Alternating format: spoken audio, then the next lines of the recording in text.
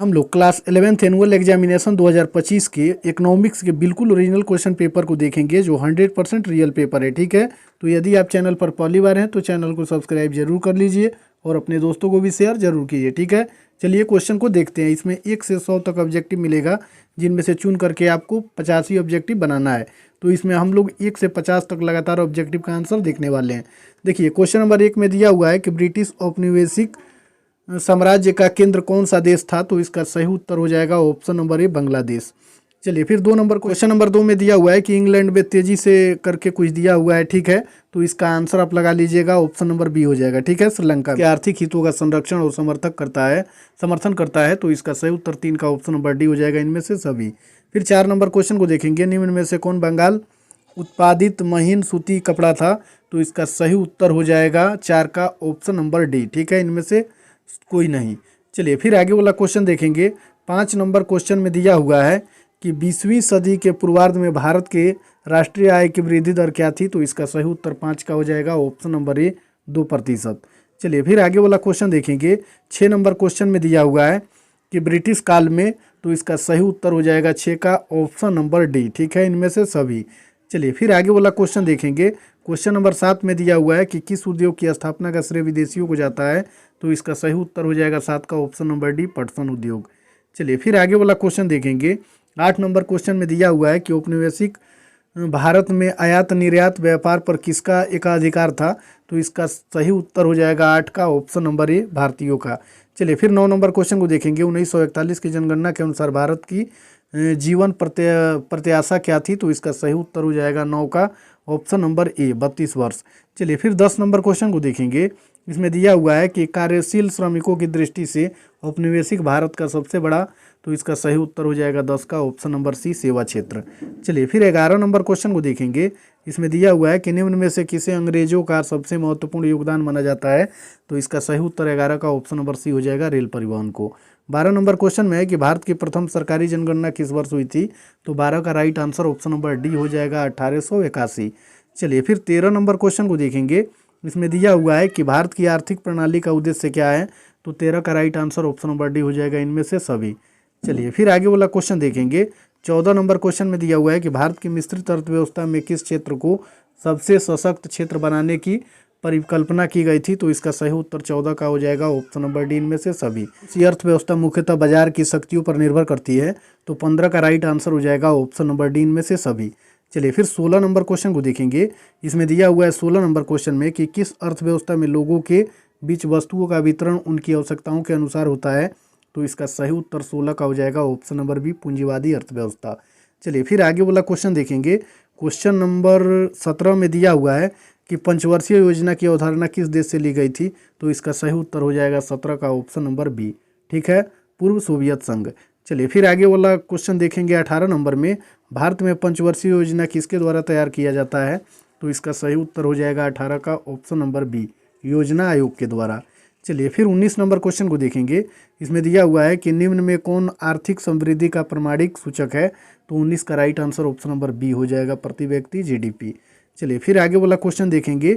20 number question में समृद्धि, आधुनिकीकरण और समानता के साथ पंचवर्षीय योजनाओं का क्या लक्ष्य था। तो इसका सही उत्तर 20 का ऑप्शन नंबर ए हो जाएगा, आत्मनिर्भरता। चलिए फिर आगे वाला क्वेश्चन देखेंगे। 21 नंबर क्वेश्चन में प्रत्येक भारतीय के लिए भोजन, आवास, शिक्षा और स्वास्थ्य पंचवर्षीय योजनाओं के किस उद्देश्य का अंश था। तो इसका सही उत्तर हो जाएगा 21 का ऑप्शन नंबर ए, आत्मनिर्भरता। चलिए फिर आगे वाला क्वेश्चन देखेंगे। क्वेश्चन नंबर 23 में दिया हुआ है हरित क्रांति में प्रयुक्त उच्च पैदावार वाली किस्मों के बीजों का लाभ किस फसलों में मिला। तो इसका सही उत्तर 23 का ऑप्शन नंबर हो जाएगा डी। ठीक है, ए और बी दोनों, यानी गेहूं और चावल।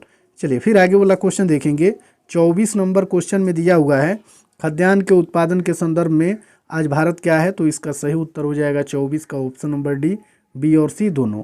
चलिए फिर आगे वाला क्वेश्चन देखेंगे। क्वेश्चन नंबर 25 में दिया हुआ है सरकार द्वारा कम मूल्य पर कृषि उर्वरक किसानों को उपलब्ध कराना किसका उदाहरण है। तो इसका सही उत्तर हो जाएगा 25 का ऑप्शन नंबर सी, कृषि सब्सिडी का। चलिए फिर आगे वाला क्वेश्चन देखेंगे। 26 नंबर क्वेश्चन में दिया हुआ है कि 1955 में गठित ग्राम तथा लघु उद्योग समिति का क्या नाम था। तो इसका सही उत्तर 26 का ऑप्शन नंबर बी हो जाएगा, सर्वे समिति। ठीक है, चलिए फिर आगे वाला क्वेश्चन देखेंगे। क्वेश्चन नंबर 27 में दिया हुआ है, विदेशी आयात को घरेलू उत्पाद से पूरा करने की नीति को क्या कहते हैं? तो इसका सही उत्तर ऑप्शन नंबर डी हो जाएगा, इनमें से कोई नहीं। चलिए फिर 28 नंबर क्वेश्चन को देखेंगे। इसमें दिया हुआ है कि वर्ष 1990 से 91 में औद्योगिक क्षेत्र का जीडीपी में कितना प्रतिशत योगदान था? तो इसका सही उत्तर 28 का हो जाएगा, ऑप्शन नंबर सी। ठीक है, 40.5%। पहले की अपेक्षा और अधिक सफल बनाने के लिए नई आर्थिक नीति कब शुरू की गई? तो 29 का राइट आंसर हो जाएगा, ऑप्शन नंबर सी, 1991 में। चलिए फिर 30 नंबर क्वेश्चन में, किसी अर्थव्यवस्था में एक वर्ष में उत्पादित की गई सभी अंतिम वस्तुओं और सेवाओं को मौद्रिक मूल्य कहलाता है? तो इसका सही उत्तर हो जाएगा 30 का, ऑप्शन नंबर बी। ठीक है, सकल घरेलू उत्पाद। चलिए फिर आगे वाला क्वेश्चन देखेंगे। 31 नंबर क्वेश्चन में दिया हुआ है, कृषि क्षेत्र में उत्पादन एवं उत्पादकता वृद्धि के लिए किए गए सुधार क्या कहलाते हैं? तो इसका सही उत्तर 31 का हो जाएगा, ऑप्शन नंबर ए, राजस्व सुधार। चलिए फिर 32 नंबर क्वेश्चन को देखेंगे। आयात की जाने वाली वस्तु की मात्रा की सीमा क्या कहलाती है? तो 32 का right answer option number A हो जाएगा। ठीक है, प्रशुल्क को जनहित में बढ़ाना चाहती है, उस पर सरकार द्वारा दी गई सहायता क्या कहलाती है? तो इसका सही उत्तर हो जाएगा, ऑप्शन नंबर सी। ठीक है, सहायकी। चलिए फिर 34 नंबर क्वेश्चन को देखेंगे। 34 नंबर क्वेश्चन में दिया हुआ है कि उच्च पैदावार वाली किस्म HYV बीजों के विषय में क्या सही है? तो इसका सही उत्तर 34 का ऑप्शन नंबर डी हो जाएगा। ठीक है, डी लगा लीजिएगा। चलिए फिर आगे वाला क्वेश्चन देखेंगे। क्वेश्चन नंबर 35 में दिया हुआ है कि नीति आयोग का अध्यक्ष कौन होता है? तो 35 का सही उत्तर ऑप्शन नंबर डी हो जाएगा, इनमें से कोई नहीं। चलिए फिर 36 नंबर क्वेश्चन को देखेंगे। 36 नंबर क्वेश्चन में दिया हुआ है कि 1991 के आर्थिक संकट से उबरने के लिए भारत ने किसे ऋण लिया? तो इसका सही उत्तर हो जाएगा 36 का, option number D, option number B. ठीक है, अंतर्राष्ट्रीय मुद्रा कोष से। चलिए फिर आगे वाला क्वेश्चन देखेंगे। क्वेश्चन नंबर 37 में दिया हुआ है, नई आर्थिक नीति या आर्थिक सुधार के कौन से उपाय थे? तो इसका सही उत्तर हो जाएगा 37 का, ऑप्शन नंबर डी, ए और बी दोनों। क्वेश्चन में दिया हुआ है कि 1991 की सुधारात्मक नीतियां किस क्षेत्र में लागू की गई? तो इसका सही उत्तर हो जाएगा, ऑप्शन नंबर ए, वित्तीय क्षेत्र। चलिए फिर आगे वाला क्वेश्चन देखेंगे। 39 नंबर क्वेश्चन में दिया हुआ है, भारत में कर व्यवस्था सुधार के अंतर्गत निम्न में से किस कर की दर में कमी आई? तो इसका सही उत्तर हो जाएगा 39 का, ऑप्शन नंबर डी, इनमें से कोई नहीं। चलिए फिर 40 नंबर क्वेश्चन को देखेंगे। 40 नंबर क्वेश्चन में दिया हुआ है, एक राष्ट्र एक बाजार एक टैक्स लागू करने के लिए कौन टैक्स लागू किया गया? तो इसका सही उत्तर 40 का, ऑप्शन नंबर बी हो जाएगा, केंद्र GST। चलिए फिर 41 नंबर क्वेश्चन को देखेंगे। इसमें दिया हुआ है कि निम्न में कौन विदेशी विनिमय सुधारों का भाग है? तो 41 का right answer option number D हो जाएगा, इनमें से सभी। चलिए फिर 42 नंबर क्वेश्चन को देखेंगे। इसमें दिया हुआ है कि सबसे अधिक लाभ अर्जित करने वाले सार्वजनिक क्षेत्र के उपक्रमों को क्या कहा जाता है? तो 42 का right answer option number D हो जाएगा, इनमें से सभी। चलिए फिर आगे वाला क्वेश्चन देखेंगे। क्वेश्चन नंबर 43 में दिया हुआ है कि सार्वजनिक क्षेत्र की कंपनियों की इक्विटी की बिक्री के मध्य से निजीकरण का संबंध क्या कहते हैं? तो इसका सही उत्तर 43 का हो जाएगा, ऑप्शन नंबर डी, इनमें से कोई नहीं। चलिए फिर 44 नंबर क्वेश्चन को देखेंगे। 44 नंबर क्वेश्चन में दिया हुआ है कि विश्व व्यापार संगठन WTO किस प्रकार की व्यापार संधि को प्रोत्साहित करता है? तो इसका सही उत्तर ऑप्शन नंबर सी हो जाएगा, द्विपक्षीय। चलिए फिर आगे वाला क्वेश्चन देखेंगे। क्वेश्चन नंबर 45 में दिया हुआ है कि अंतर्राष्ट्रीय व्यापार संगठन मुक्त व्यापार को कैसे बढ़ावा देता है?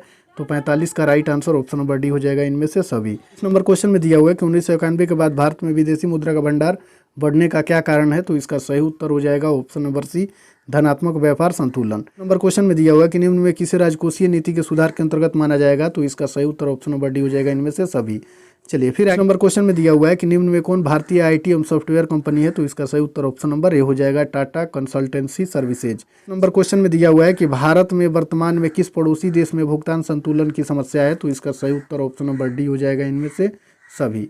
चलिए फिर आगे वाला क्वेश्चन देखेंगे। 50 नंबर क्वेश्चन में दिया हुआ है कि मानव पूंजी के प्रमुख घटक निम्न में से कौन है? तो इसका सही उत्तर ऑप्शन नंबर डी हो जाएगा, इनमें से सभी। तो चैनल को सब्सक्राइब जरूर कर लीजिए और अपने दोस्तों को भी शेयर जरूर कीजिए। ये पेपर हमारे पास भी कहीं से आया है, इसके बाद भी अगर कोई पेपर आता है तो चैनल सब्सक्राइब किए रहिएगा, तो तुरंत आपको मिल जाएगा। ठीक है, एग्जाम से पहले आपको हम ओरिजिनल पेपर, ये हुआ तो हुआ, नहीं तो दूसरा पेपर तो मिलेगा ही, तो उसको अपलोड जल्द ही हम कर देंगे। तो चैनल को सब्सक्राइब जरूर कर लीजिए।